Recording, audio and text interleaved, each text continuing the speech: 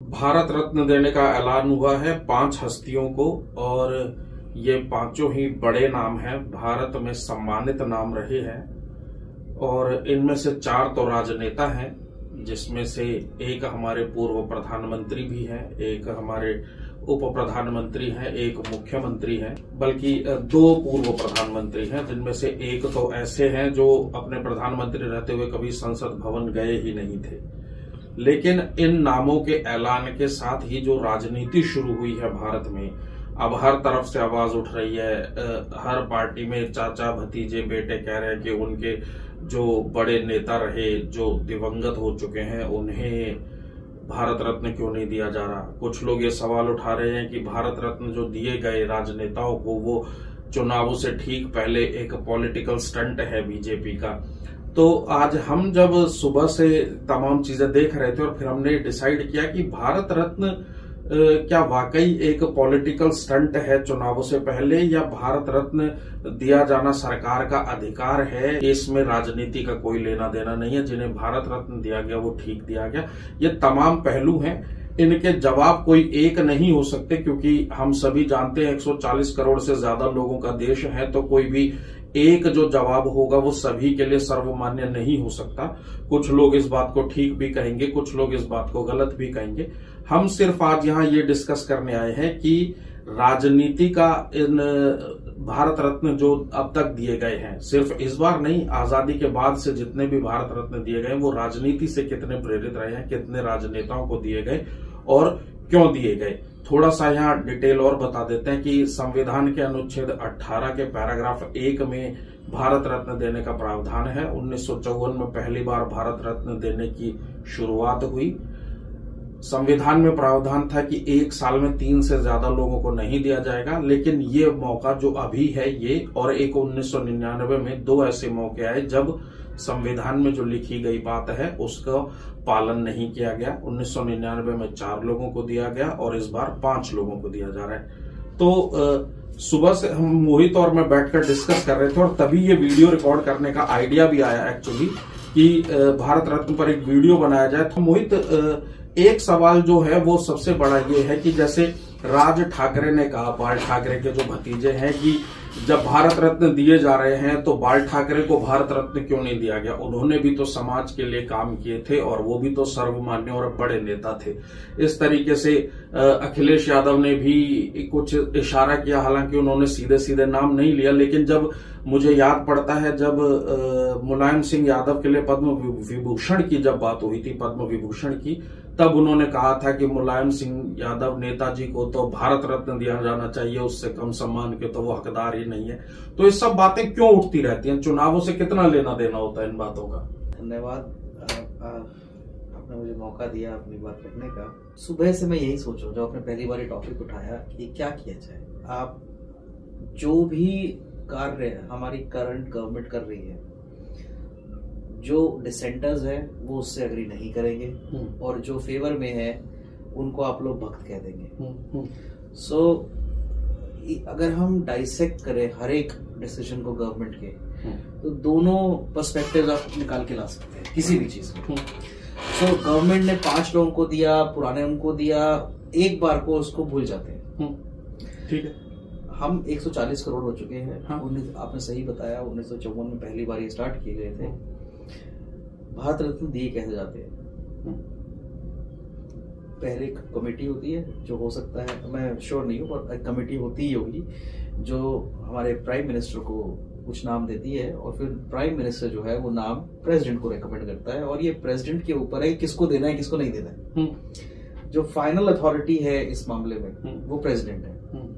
मैं थोड़ा सा ऐड करना चाहूंगा मोहित रोककर। दरअसल प्रेसिडेंट का जितना रोल है वो सिर्फ इतना ही है कि सरकार ने सिफारिश कर दी तो प्रेसिडेंट को वो देना ही है। देखिए, आप फिर प्रेसिडेंशियल पावर्स में जा रहे हैं कि सिंबॉलिक हेड है और उन्होंने रिकमेंड किया तो स्ट्रांगली रिकमेंड माना जाता है उसको। हाँ।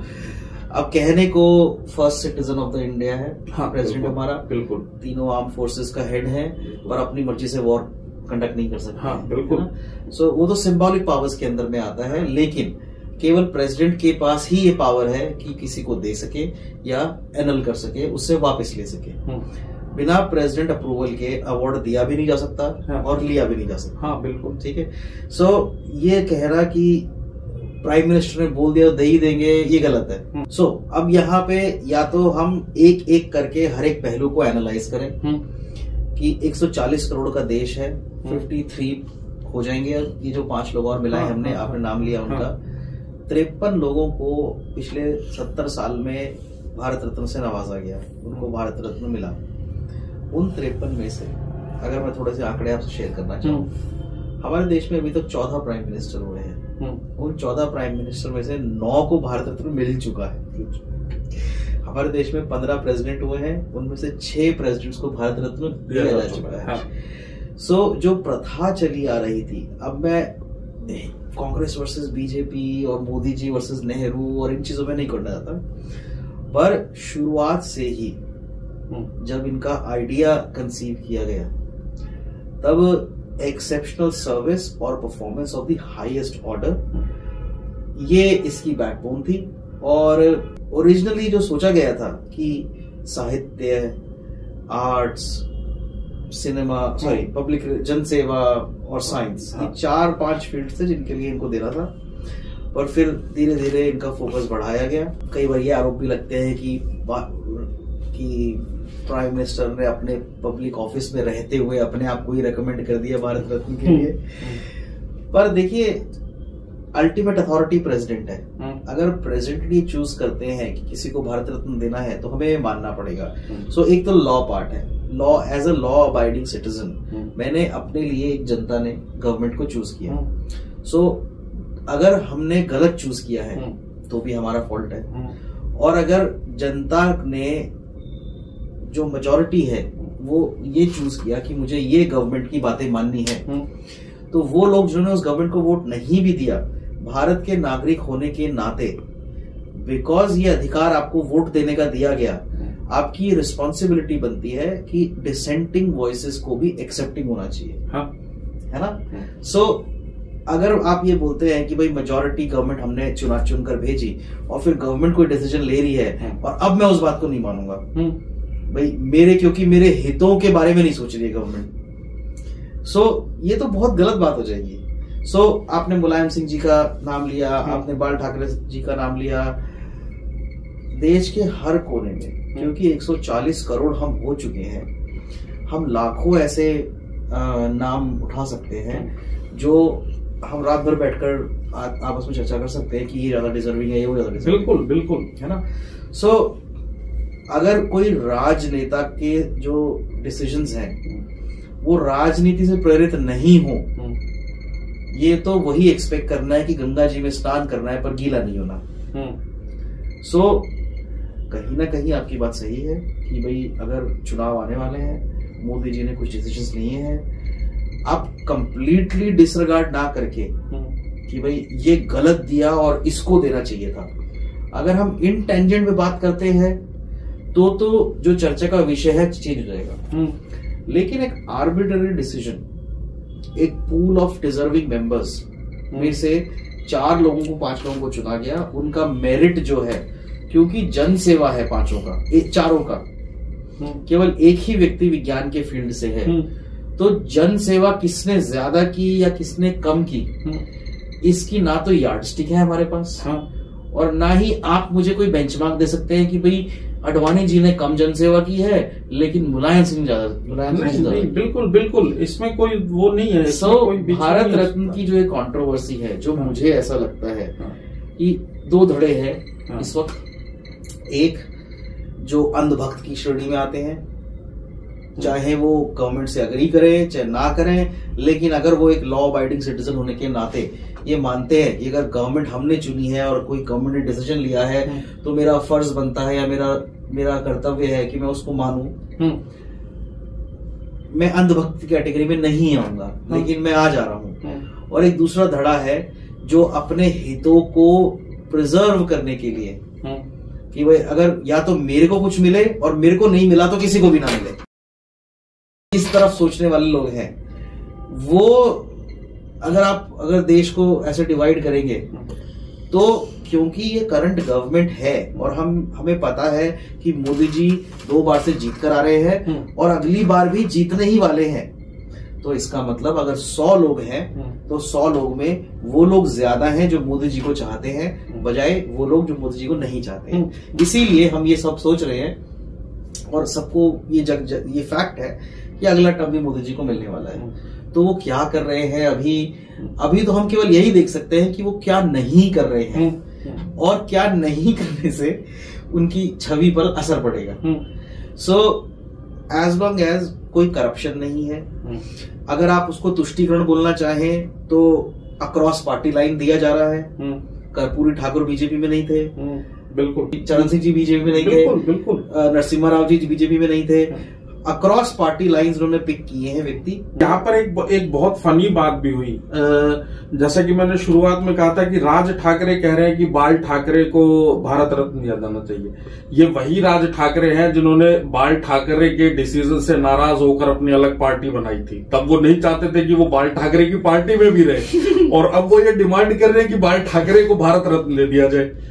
अब उनकी अखिलेश यादव को देख लीजिए, वो ड्रामा सबको याद होगा किस तरीके से उन्होंने अपने पिताजी को जो अध्यक्ष पद से हटाकर खुद अध्यक्ष बने।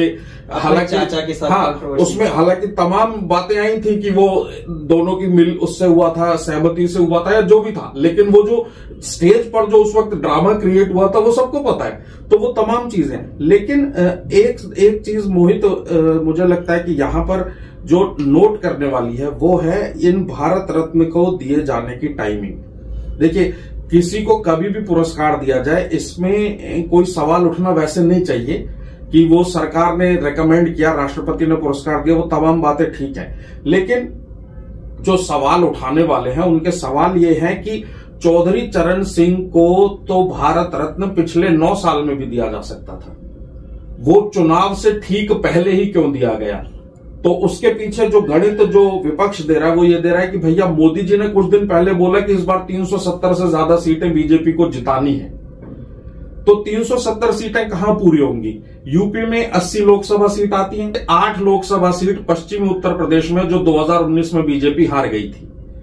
तो चौधरी चरण सिंह क्योंकि जाट नेता रहे हैं, पश्चिमी उत्तर प्रदेश से रहे हैं और आरएलडी के साथ जैसे वो बातचीत चल रही है जयंत चौधरी की दबे छुपे जो अभी तक सामने नहीं आई है, लेकिन रोज अखबारों की सुर्खियां बन रही है कि वो एनडीए में जाने वाले हैं, तो वो कहीं न कहीं ये बात तो है ही कि जाटों को रिझाने के लिए शायद ये डिसीजन ऐसे वक्त पर लिया गया कि जब जो है चुनाव सामने है और ये विपक्ष का सवाल है। कर्पूरी ठाकुर नीतीश कुमार और डिप्टी सीएम जो थे उनकी सरकार में तेजस्वी यादव, उन्होंने मिलकर जो जाति आधारित जनगणना कराई, तो आपने कर्पूरी ठाकुर को पिक किया। वो ओबीसी के बड़े नेता तो रहे हैं, लेकिन साथ साथ वो समाजवाद के बड़े नेता थे, वो समानता की बात करते थे। तो आप कर्पूरी ठाकुर को पिक कर रहे थे कि जो जाति का कार्ड इन्होंने खेला जाति आधारित जनगणना कराकर, और जो कांग्रेस अभी तक उठा रही है। राहुल गांधी ने भी कुछ दिन पहले ही बोला कि नरेंद्र मोदी तो ओबीसी नहीं थे, वो अभी जातियों में ही घूम रहे हैं राहुल गांधी और कांग्रेस जो है। तो कर्पूरी ठाकुर को इसलिए दिया गया। नरसिम्हा राव से ये कयास लगाए जा रहे हैं क्योंकि नरसिम्हा राव आंध्र प्रदेश और तेलंगाना में जो है बहुत प्रोमिनेंट लीडर थे, वहां से आते थे। अब बीजेपी उत्तर भारत में सैचुरेशन के लगभग सैचुरेशन के लेवल पर है। अब सीट बढ़ाने की गुंजाइश कहां बचती है? दक्षिण भारत में बचती है या उड़ीसा जैसे राज्य में बचती है। मैं आपको एक बार रोकना चाहूंगा। नहीं, मैं बस कंप्लीट कर रहा हूं। तो विपक्ष ये कह रहा है कि ऐसे मौके पर चुनाव से पहले ही क्यों? नरसिम्हा राव को 9 साल में कभी भी दे देते भारत रत्न, क्यों नहीं दिया गया भारत रत्न उनको? चुनाव से पहले ही क्यों भारत? सिर्फ सवाल जो है वो यही है, टाइमिंग पर ही सवाल उठ रहा है। तो मैं ये जानना चाहूंगा कि जो ऑपोजिशन है क्या वो रोक सकता है भारत रत्न देने से? नहीं, रोक बिल्कुल कोई नहीं रोक सकता। हाँ या ना, मैं आपसे जवाब चाहूंगा। नहीं, क्या ऑपोजिशन रोक सकता है? नहीं। तो अगर ऑपोजिशन रोक नहीं सकता है तो ऑपोजिशन अभी क्यों प्रोटेस्ट कर रहा है? चुनाव के बाद भी तो कर सकता है। नहीं, देखो, प्रोटेस्ट करने के लिए सालों है ना? प्रोटेस्ट करने के लिए हजारों साल है हमारे पास। बिल्कुल। सो अगर आप ये बोल रहे हैं कि गवर्नमेंट के डिसीजंस चुनावों को मद्देनजर रखते दिए जा रहे हैं, तो प्रोटेस्ट अभी क्यों कर रहे हैं? आप जाके चुनावों के बाद प्रोटेस्ट कीजिए ना, गवर्नमेंट बना के। नहीं, वही तो सवाल है ना। दरअसल विपक्ष को ये लग रहा है कि इन्होंने ये पॉलिटिकल स्टंट जो चल दिया तो हमारा वोट बैंक खिसक जाएगा। हालांकि कांग्रेस का जहां जाके बात है वो वोट बैंक है नहीं। आप देखिए, मेरी बात समझिए। मोदी जी डिसीजन इसलिए ले पा रहे हैं बिकॉज सरकार में है। हाँ। सरकार बनाने के लिए वोट चाहिए।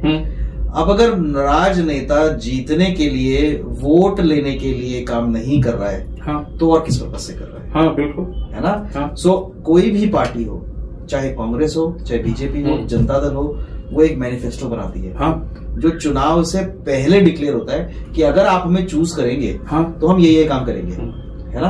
बिल्कुल। सो उन्होंने, जैसे कांग्रेस ने अपना मैनिफेस्टो रखा, ऐसे ही बीजेपी ने रखा, और देश के ज्यादा लोगों ने, मैं परसेंटेजेस में नहीं जाता हूँ, जियोग्राफीज में नहीं जाता हूँ, देश के ज्यादा लोगों को बीजेपी की बात समझ में आई और उन्होंने मोदी जी को अपना नेतृत्व दिया। बिल्कुल, लीडर चुना। सो अगर मोदी जी, मैं आपकी बात को पूरा बड़ा करता हूँ कि जो भी मोदी जी अब अगले 6 महीने में करेंगे वो चुनाव जीतने के लिए करेंगे, मैं आपकी बात को ऊपर रख देता हूँ। हाँ।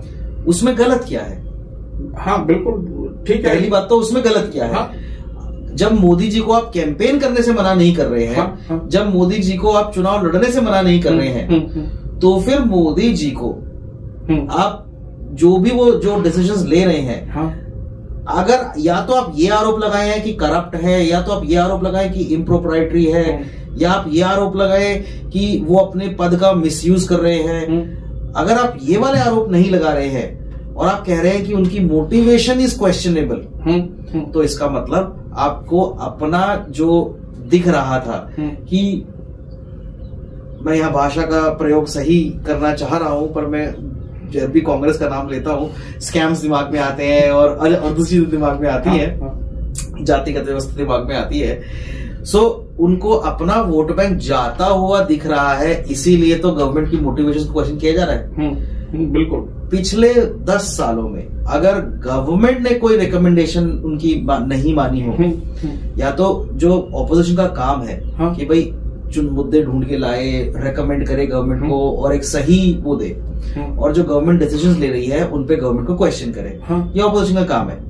लेकिन जब वो क्वेश्चन करे तो ये बोले कि आप तो चुनाव के लिए कर रहे हैं, और ये ना बोले कि आपने ये गलत किया, या आपको ये की वजह ये करना चाहिए था, या आप ये जो 5 नाम दे रहे हैं ये आपके परव्यू से बाहर हैं, तो आर्ग्यूमेंट थोड़ा स्ट्रांग बनता है। लेकिन अगर आप ये बोले कि यार ये लोग तो हमें वोट देने वाले थे, पर अगर आपने इनके लिए काम कर दिया, अभी लोग आपको वोट दे देंगे, तो हमारा क्या मतलब है? तो मतलब आप फ्री में वोट चाह रहे हैं ऑपोजिशन वाले। सो ये बातें जो है ये केवल आर्ग्यूमेंटेटिव बातें हैं, और मोदी जी को क्योंकि उनको पता है कि अब मोदी जीतने ही वाले हैं, तो खिसियानी बिल्ली खम्बा नोचे जो एक वो आती है, वो मेरे को कहावत दिमाग में। खैर देखिए, मोदी जी जीतेंगे या नहीं जीतेंगे ये तो अभी थोड़ा सा कहना जल्दबाजी होगी। हालांकि जो सारे जो रुझान है अभी तक जो नजर आ रहा है वो तो ये नजर आ रहा है क्योंकि विपक्ष चाहकर भी एकजुट हो नहीं पा रहा, तो ऐसा लग रहा है कि बीजेपी के सामने कोई है नहीं, तो नरेंद्र मोदी को तीसरा टेन्योर मिल सकता है, लेकिन फिर भी चुनावों का इंतजार उसके लिए करना होगा, नतीजों का। लेकिन यहाँ जो हम सारी बात जो कर रहे हैं वो इस लिहाज से कर रहे हैं कि जैसे देखिए, एक जो सवाल जो है, विपक्ष का काम है सवाल उठाना, और सवाल उठाए जाने चाहिए, इसमें कोई दो राय नहीं है। लेकिन सवाल उठाने से पहले दरअसल विपक्ष को खुद को भी ये चेक कर लेना चाहिए कि वो खुद क्या कर रहे हैं। अब मोदी जी ने, जैसे मैं सोनिया गांधी का एग्जाम्पल लेता हूं, जब ये पीवी नरसिम्हा राव के लिए भारत रत्न का ऐलान हुआ और चौधरी चरण सिंह के लिए सोनिया गांधी के 3 शब्द आए, आई वेलकम इट। ठीक है, सोनिया गांधी के अध्यक्ष रहते हुए पार्टी का पीवी नरसिम्हा राव के पार्थिव शरीर के साथ क्या हुआ वो हम सभी जानते हैं। कांग्रेस ऑफिस में उनके पार्थिव शरीर को तक नहीं आने दिया गया। वो एकमात्र प्रधानमंत्री हैं भारत के जिन्हें दिल्ली में जगह नहीं दी गई, जिनकी समाधि बनाने के लिए दिल्ली में कोई जगह नहीं दी गई। तमाम ऐसे एग्जाम्पल्स भरे पड़े हैं। लेकिन फिर जब ये लोग सवाल उठाते हैं ना, वो तब अजीब बातें लगती हैं कि अब ये सवाल क्यों उठ रहे हैं। ये जो राजनीति है ना विपक्ष की, ये समझ से परे है। ये तमाम पहलू जो है, भारत रत्न पर सवाल उठाए जाने चाहिए, टाइमिंग पर आप सवाल उठा सकते हो, लेकिन आप ये कह देना कि वो ठीक दिया गया या ये गलत दिया गया, ये अलग डिबेट है। चौधरी चरण सिंह के लिए जैसे सवाल उठा रहे हैं कि भैया वो जाट, अरे भैया आप भी तो सरकार में रहे थे, आप दे देते, आप जाट वोट बैंक को साध लेते, आपको किसी ने मना थोड़ी किया था वो सब करने से। लेकिन आपकी सरकार के दौरान तो स्कैम्स की बातें सामने आती थी। तो तमाम चीजें तो हैं, मगर एक पहलू ये जरूर है मोहित कि अगर आप एक्सपर्टीज देखोगे तो ये जो अभी के 5 नाम हैं, इनमें अगर किसी एक्सपर्ट को दिया गया और जिस पर कोई विवाद नहीं होना चाहिए, वो MS स्वामीनाथन का नाम है। और मुझे लगता है कि उन्हें आज से बहुत पहले ये सम्मान मिल जाना चाहिए था। तो उस पर कोई बात नहीं कर रहा। हालांकि उस जोड़ने वाले उसको भी जोड़ रहे हैं कि MS स्वामीनाथन क्योंकि किसानों के लिए बहुत काम किया था, तो किसानों की जो नाराजगी है वो दूर हो जाएगी MS स्वामीनाथन के नाम से। ये तमाम चीजें क्यों हैं और इससे निकलने का तरीका क्या है? क्या भारत रत्न को बंद कर देना चाहिए? भारत रत्न और जो पद्म पुरस्कार उन्हें सबको बंद कर देना चाहिए? देखिए, कोई भी विवाद में 2 पक्ष होते हैं। अब प्रधानमंत्री जी जो हैं वो इस पक्ष के नेता हैं। हाँ, एक क्लियर नेता है। बिल्कुल। यानी अगर हमारी पार्लियामेंट में 526 कुछ समथिंग सीट्स हैं, 545 सीट्स हैं, मैं क्षमा चाहूंगा, उन 545 सीट्स में जो मेजोरिटी गवर्नमेंट, जो मेजोरिटी में है वो गवर्नमेंट बनाएगा। हाँ। और एक क्लियर मैसेज है कि मोदी जी उनका नेतृत्व कर रहे हैं। हाँ। तो उन्होंने जो डिसीजन लिया, वो जो मेजोरिटी लोग हैं पार्लियामेंट में बैठे हुए, उन्होंने उसका समर्थन किया। हाँ, बिल्कुल। अब अगर हम विपक्ष की बात करें, जो बचे हुए लोग हैं, अगर इंडिविजुअली अपना नाम ले, तो ना तो मोदी जी में वो सामर्थ्य है कि वो बचे हुए जो लोग हैं उनसे सबका बात करके उन सबको अपनी बात समझाएं। विपक्ष की सबसे बड़ी विफलता, पहली बात तो एकजुट ना होकर अपना नेता चुनने की है। जो कांग्रेस जो पार्टी है वो अपने आप को समझती है विपक्ष का नेता, पर उसे माना जा रहा है नेता या नहीं, वो एक अलग प्रश्न हो जाता है। उसे कोई नहीं मान रहा मोहित। अगर कांग्रेस को नेता मान लेते तो जिसने इंडिया गठबंधन बनाने की शुरुआत की, नीतीश कुमार, वही उस गठबंधन को छोड़ के बीजेपी के साथ क्यों आ जाते? अगर वो क्वेश्चन कर रहे हैं तो क्वेश्चन ये हो रहा है कि 5 लोग बोल रहे हैं इसको दे दो। हाँ। ये नहीं होना चाहिए था। अगले 5 लोग बोल रहे हैं इसको दे दो, वो नहीं होना था। तो जो वैलिडिटी और जो स्ट्रांगनेस ऑफ द आर्ग्यूमेंट है वो वहीं पे खत्म हो जाती है। सो मोदी जी ने किसी को अवार्ड दिया, उसके अगेंस्ट में जो सबसे फेमस और सबसे स्ट्रांग आर्ग्यूमेंट आ रहा है कि फिर तो मेरे पिताजी को भी मिलना चाहिए था। बिल्कुल। सो किसी की तर्क की कोई भी परिभाषा में कहीं पे भी नीति संगत नहीं लगता कि बिना एक नेता दूसरे नेता से ही बात करेगा। हाँ। तो अगर हमारे पक्ष के नेता मोदी जी हैं, आप विपक्ष को यहाँ पे चाहिए कि एकजुट हो, तो इन कुछ नामों पे एक मत बनाएं और फिर गवर्नमेंट के पास जाएं कि भाई ये रह गए, इनका ये कंट्रीब्यूशन है, और जनता की आवाज बनकर जाएं और गवर्नमेंट को विवश करें कि अगली जो भी गवर्नमेंट आए, हाँ, या तो अभी उनका नाम इंक्लूड किया जाए, और अगर अभी क्योंकि 3 की लिमिट से ऑलरेडी 5 कर चुके हैं, हाँ, अगली बार दिया जाए। ये तो नहीं कहीं लिखा हुआ है कि भारत रत्न केवल आज ही मिलेंगे, उसके बाद दोबारा कभी नहीं मिलेंगे। हाँ, बिल्कुल। और समय जो है, जो कि सही समय क्या था, सुभाष चंद्र बोस जी को 1992 में देने का सोचा गया था।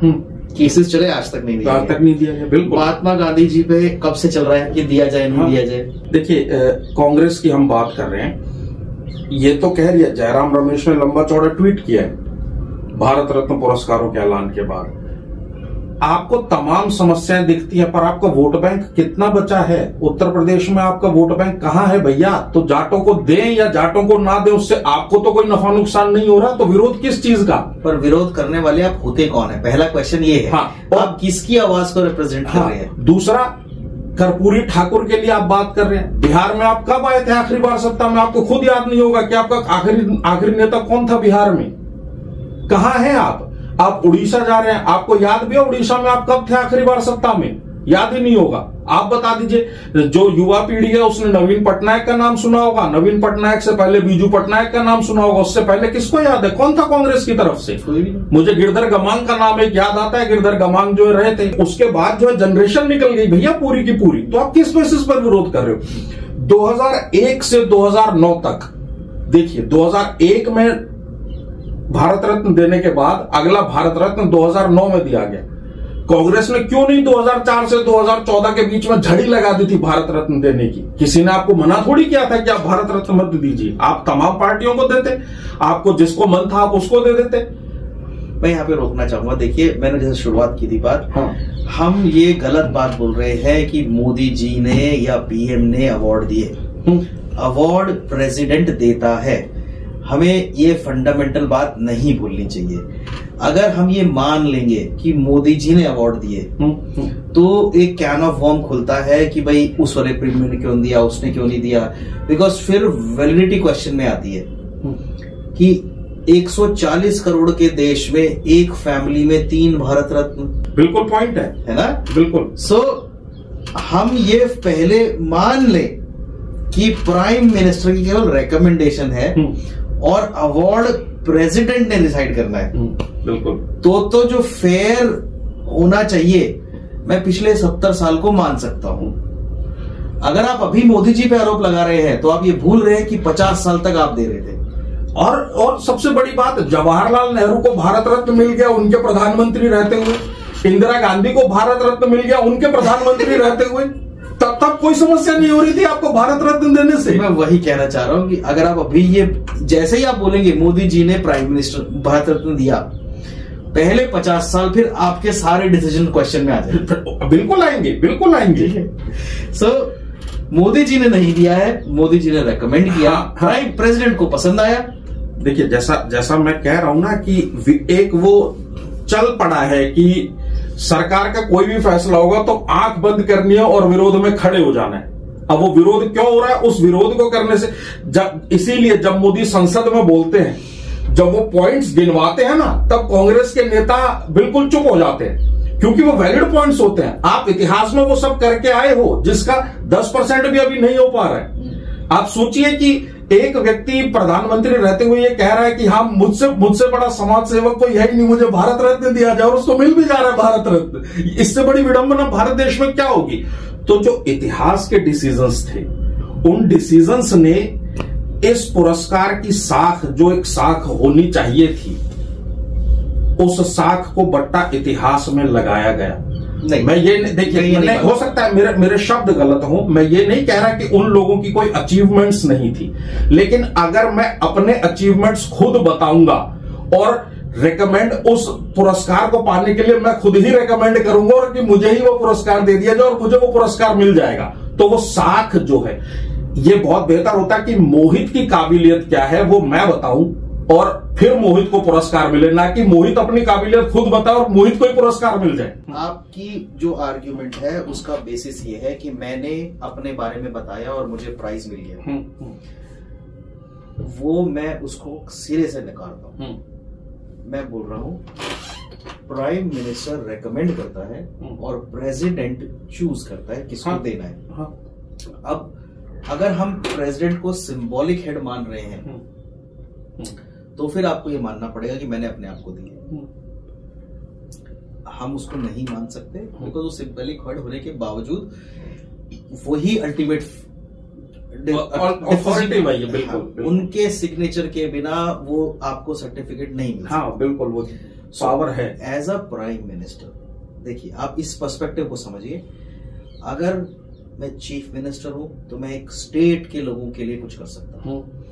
एज अ प्राइम मिनिस्टर मैं जो भी कर रहा हूं देश के लोगों के लिए कर रहा हूं। सो जवाहरलाल नेहरू को मिलना चाहिए था या नहीं मिलना चाहिए था, वो क्वेश्चन तब आएगा जब उन्होंने कोई काम ना किया हो। आप समझ रहे हैं? हम राजनीति के लेंस से ये देख सकते हैं कि उन्होंने ये गलत किया या वो सही किया, लेकिन उन्होंने आजादी के बाद जो भी काम किए वो उनके पद के कारण किए। हाँ, नहीं, आपकी बात समझिए मेरी बात को। तो पूरे देश में सबसे डिजर्विंग जो भारत रत्न का होगा वो प्राइम मिनिस्टर ही होगा। बिकॉज जो वो पॉलिसीज बनाएगा वो देश के लेवल पे मास को अप वो करेगी।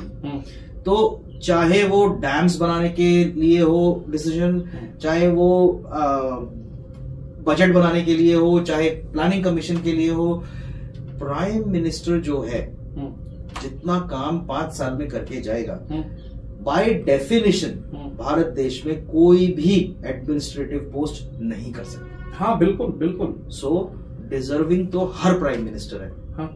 आप समझ रहे हैं? जो हम आर्ग्यूमेंट अभी कर रहे हैं कि मोदी जी ने दे दिए, इसको इस तरह देखिए, मोदी जी ने नहीं दिए। अगर देने होते तो वो अपने आप को देते, क्योंकि मोदी जी ने पिछले 10 साल में जो काम किए हैं वो पिछले 40 साल से ज्यादा है। हाँ। अब मैं ये नहीं बोलता कि उन्होंने ज्यादा काम कर दिए, हालात नहीं थे, परिस्थितियां नहीं थी, बिल्कुल सपोर्ट नहीं था। पहली बार 40 साल के बाद कोई क्लियर मेजोरिटी गवर्नमेंट आई थी। हाँ, बहुत लंबे टाइम बाद। जो हॉस्टेज नहीं थी लोकसभा में, राज्यसभा में बहुमत नहीं होने के बावजूद पास करा लेना। हाँ। उनकी स्टेट्समैनशिप को बताता है। बिल्कुल।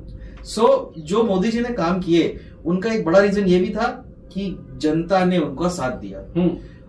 अब इसको इस तरीके से देखिए कि अगर जनता साथ दे रही है, चूज करके भेज रही है, तो जो उनके निर्णय है उन्हें हमें मानना पड़ेगा। हाँ, हाँ, हाँ, आप समझ रहे हैं? बिल्कुल। मैं ये नहीं बोलता कि नेहरू जी को गलत मिला या इंदिरा जी को गलत मिला। मैं सिर्फ ये बोलता हूं कि प्रेसिडेंट ने अवार्ड दिए। आप ये बोलना छोड़ दीजिए मोदी जी ने अवार्ड दिए, मैं ये बोलना छोड़ दूंगा कि आपने अपने आप को अवार्ड दिए। वो वैलिड पॉइंट है, वैलिड पॉइंट है भाई। हम यही कह रहे हैं कि जो मैं यही तो कह रहा था कि मैं खुद अब मैं खुद रेकमेंड करूं कि मैंने बहुत अच्छे काम किए, मुझे पुरस्कार दे दिया जाए, ये कहां जायज है? फिर तो जो आपने बात कही कि मोदी जी इस तरीके से यदि देते और मोदी यदि पुरस्कार दे रहे होते तो कम से कम मोदी ने खुद का नाम तो रेकमेंड नहीं किया।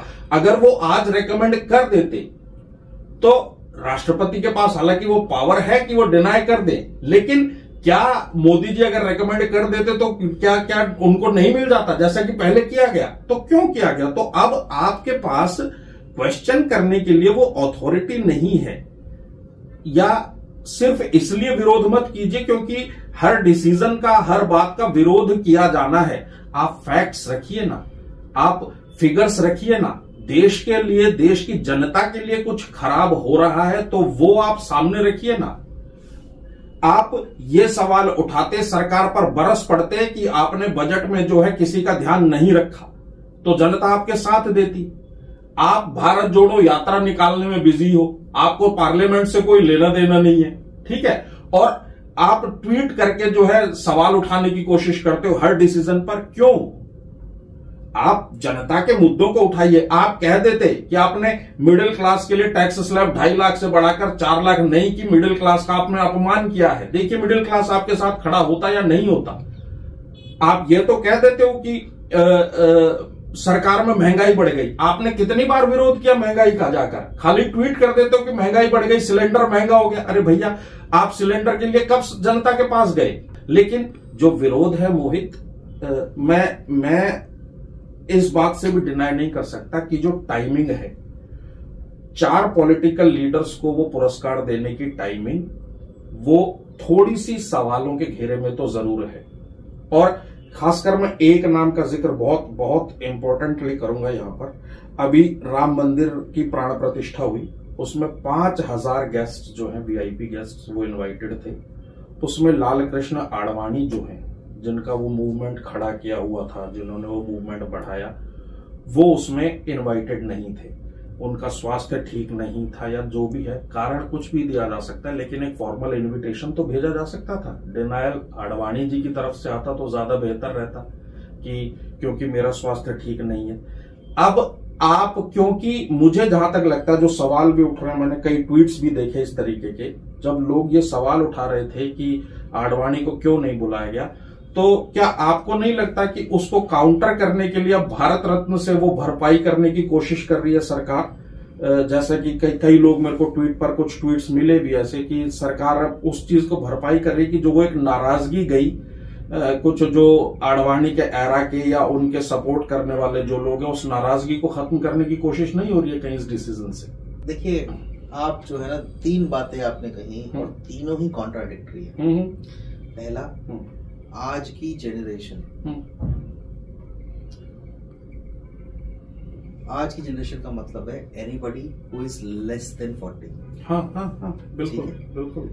उसको नहीं पता आडवाणी कौन है, उसको नहीं पता मुरली मनोहर जोशी कौन है, और उसको इससे कोई फर्क नहीं पड़ता कि राम मंदिर कहाँ बना। आप माने या ना माने, जो भी 40 से कम है उनको इस मुद्दे से नहीं फर्क पड़ता कि रथ यात्रा कहाँ हुई थी। आज का यूथ जो देखता है वो प्रेजेंट कंडीशंस देखता है कि भाई पोलराइजेशन कैसा है, हमें राइट्स क्या क्या है, हमें जॉब्स मिल रही है नहीं मिल रही है, आप समझ रहे हैं। सो यानी जो 40 से बड़े हैं, पहली बात तो केवल वो ही लोग जो है उनके लिए ये मुद्दा रेलेवेंट है कि आडवाणी जी ने उठाया था और वो इसके स्पीयरहेड किया था इस मूवमेंट को, और उन्हीं की छत्र छाया में सब कुछ हुआ। लोग कहने को कुछ भी कहते रहेंगे। एक डेमोक्रेसी में हर एक वॉइस इंपॉर्टेंट है, पहली चीज तो डेमोक्रेसी की खूबसूरती यही है। लेकिन कौन सी सुनी जाएगी वो बाय डेफिनेशन डेमोक्रेसी में बहुमत की सुनी जाती है। आप समझ रहे हैं। सो मैं कितना ही शास्त्रों का ज्ञाता हूं, अगर 25 लोगों ने मिलके चूज किया कि उसे पंडित बनाना है, तो मैं पंडित नहीं बनूंगा। बिल्कुल। और क्योंकि मैं अग्री डेमोक्रेसी में पार्ट लेने के लिए कर रहा हूं, मैं उस बात से फिर नाराज नहीं हो सकता। आप समझ रहे हैं मेरी बात को। लोग क्या चाह रहे हैं कि डेमोक्रेसी में रहना है, हमें अपना लीडर चूज करना है, लेकिन लीडर जो बात बोल रहा है उसको नहीं मानना। बिल्कुल। आप समझ रहे हैं। आपकी बात पे वापस आता हूं मैं कि वो नाराजगी थी, उसकी भरपाई करने के लिए भारत रत्न दे दिया। मेरे ख्याल से ये बेबुनियाद है। अगर आडवाणी जी के नाम पे वोट मिलने होते, और ये बहुत खरी रियलिटी आपको बोल रहा हूं मैं, तो 2009 में आडवाणी जी को प्रधानमंत्री का फेस बना के ही चुनाव लड़ा। बिल्कुल, तब मिल गए होते वोट उनके, और बहुत औंधे मुंह गिरी थी बीजेपी। बिल्कुल। वर्स्ट परफॉर्मेंस था 98 के 96 98 के बाद जो है वो सबसे खराब परफॉर्मेंस था वो जो था। मोदी, अगर आप ये बोले कि आडवाणी जी को इसलिए दे रहे हैं बिकॉज जनता में नाराजगी है और वोट बैंक पे असर पड़ेगा, तो गलत बात है। वो बीमार थे। मीडिया क्या बोल रही है मैं इसमें भरोसा नहीं करता। 90 साल से प्लस है वो। ठीक है। और जो उनकी लास्ट तस्वीरें थी उनसे बैठा भी नहीं जाता है। बिल्कुल। मनमोहन सिंह को घसीट के एज अ स्टंट राज्यसभा में सबने देखी थी, वो घसीट के लाए थे। मोदी ने अभी गालियां ज्यादा पड़ी थी। बिल्कुल। गालियां ज्यादा पड़ी थी, सपोर्ट कम हुआ था। बिल्कुल। अगर वो घसीट के ले आते, तब आप ये आर्गुमेंट कर रहे हो तो देखो 95 साल के बुड्ढे को घसीट के लेके आए हैं अयोध्या। उनको वहां से फ्लाई करके लेके जाना, फिर वहां वो 5 घंटे खड़ा रखना और फिर वापस छोड़ के जाना, उनके स्वास्थ्य पे क्या असर पड़ता। तो कोई बड़ी बात नहीं है कि मोदी जी ने पहले कॉल किया हो या मंदिर कमेटी ने पहले कॉल किया हो, और भगवान क्योंकि इन्वॉल्व है कि इनविटेशन दिया और फिर कैंसिल करना पड़ा, उसमें इमेज का फर्क हो और सब चीजें हो, तो पहले बात की होगी, सर्वसम्मति सब लोगों ने बात किया होगा, उन्होंने कहा होगा इनवाइट करने को मतलब ही नहीं बनता, मैं तो आ ही नहीं पाऊंगा। आप समझ रहे। तो इसलिए शायद आडवाणी जी को इनवाइट नहीं किया गया। पर अगर आडवाणी जी नाराज होते तो उनकी तरफ से कोई रिएक्शन आता, क्योंकि आडवाणी जी जो है वो कोई छुटभैया नेता नहीं है कि संघ दबा ले। बिल्कुल बिल्कुल। या मोदी जी दबा ले। अगर उनको आहत हुआ होता या उनको कुछ हुआ होता तो उनकी तरफ से कोई स्टेटमेंट जरूर आता कि मुझे बुलाना चाहिए था, मैंने स्टार्ट किया, मैंने न्यू डाली और मुझे साइडलाइन कर दिया। इसका मतलब ये है कि क्योंकि बहुत ही वृद्ध हो चुके हैं और बहुत ही ज्यादा वृद्ध हो चुके हैं, आप उनकी फोटो देखिए, बैठा भी नहीं जाता है उनसे। बिल्कुल बिल्कुल। 2-3 इंटरव्यू देखे, लेटे हुए शब्द निकलते हुए भी उनको प्रयास लग रहा था। उसमें नहीं बुलाया हो सकता है। दूसरी बात, नाराजगी के लिए फिर अब भारत रत्न दे रहे हैं। मेरे हिसाब से आप चाहे माने या ना माने, आडवाणी जी को भारत रत्न मिलना ही मिलना था। वाजपेयी जी को दे चुके थे। ठीक है, वाजपेयी जी को दे चुके थे। 2015 में दिया था वाजपेयी। और 2 ही लोग बचे थे, वाजपेयी जी और आडवाणी जी। आडवाणी जी को इन्होंने देना ही देना था। अब कुछ जो है बहुत सीधे शब्दों में मुझे लगता है कि हमें ये बात कर लेनी चाहिए, क्या कर्पूरी ठाकुर को और नरसिम्हा राव को और चौधरी चरण सिंह को, इनको भारत रत्न देने से बीजेपी के वोट बैंक को फायदा होगा?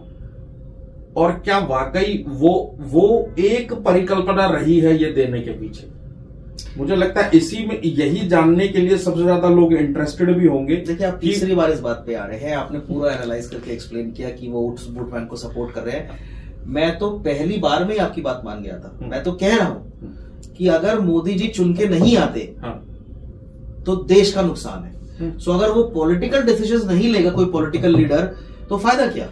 तो उन्होंने अपील करने के लिए ही लिए हो, पर दिए तो सही, रिकॉग्नाइज तो किया उन लीडर्स को। तो देखिए, ये चीजें क्लियर हैं कि क्योंकि राजनेता हैं तो अपनी पार्टी के लिए जाहिर तौर पर ऐसे डिसीजंस लेंगे भी जो उनकी पार्टी के लिए थोड़े से फायदेमंद हों। लेकिन यहाँ ये भी जानना मानना जरूरी होगा कि वो सिर्फ ऐसा नहीं है कि किसी एक पार्टी तक ही सीमित है, वो सिर्फ बीजेपी तक सीमित नहीं है। इस बार जैसे उन्होंने नरसिम्हा राव और चौधरी चरण सिंह को दिया है, पहले जो उन्होंने प्रणब मुखर्जी को दिया था। प्रणब मुखर्जी तो कांग्रेस के बड़े नेता थे। तो ये सब चीजें, ये विरोध जो है, ये सिर्फ ये कह सकते हैं कि विरोध सिर्फ इसलिए किया जा रहा है कि विरोध करना है। और देखिए, अगर वो नहीं देंगे तो आप बोलेंगे एक पक्षपात हो रहा है, और वो कर रहे हैं तो बोल रहे हैं आप सबको ही चाटुकारिता कर रहे हैं। तो इसका तो कोई अंत नहीं है। आज के हमारे ये जो वीडियो था, इस वीडियो में हम कोई पक्ष या विपक्ष लेकर नहीं आए थे। हम सिर्फ एक सामान्य चर्चा करने के लिए आए थे ताकि तमाम पहलुओं को आपसी बातचीत से डिस्कस कर सकें।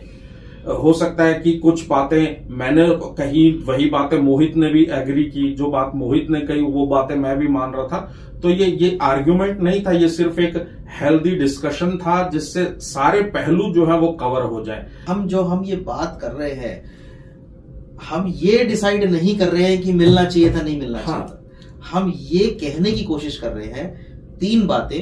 पहला, अगर पॉलिटिकल डिसीजन है देना तो उसमें गलती क्या है।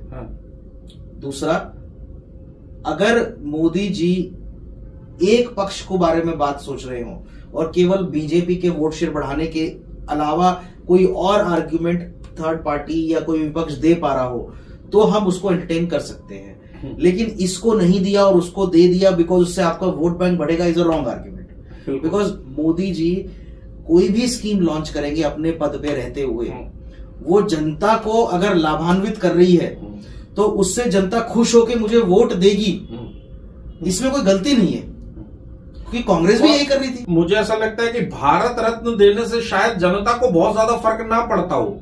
जनता को फर्क इस चीज से पड़ेगा कि जनता के लिए सरकार ने काम क्या किया।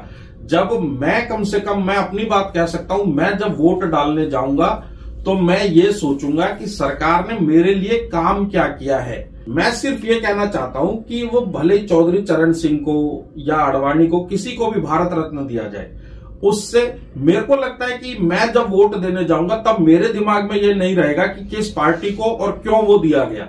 मेरे दिमाग में ये रहेगा कि सरकार, मैं बीजेपी को चुनूं, मैं कांग्रेस को चुनूं, मैं आम आदमी पार्टी को चुनूं या मैं किसी चौथी पार्टी को चुनूं, मैं तब ये सोचूंगा कि किसने मेरे लिए क्या काम किया है, ना कि ये सोचूंगा कि भारत रत्न से मेरी जाति को क्या फर्क पड़ा। उससे मुझे लगता है जाति के बारे में सोचने से किसी का कोई भला होना नहीं है। जब आप वोट देने जाएंगे सभी लोग, तो आपको यह सोचना चाहिए कि आपके लिए क्या काम हो। यदि कोई पहलू, कोई पॉइंट हमसे छूट गया हो, आपका कुछ आप इसमें ऐड करना चाहते हो, तो वो आप हमें कमेंट्स करके जरूर बताएं। नमस्कार।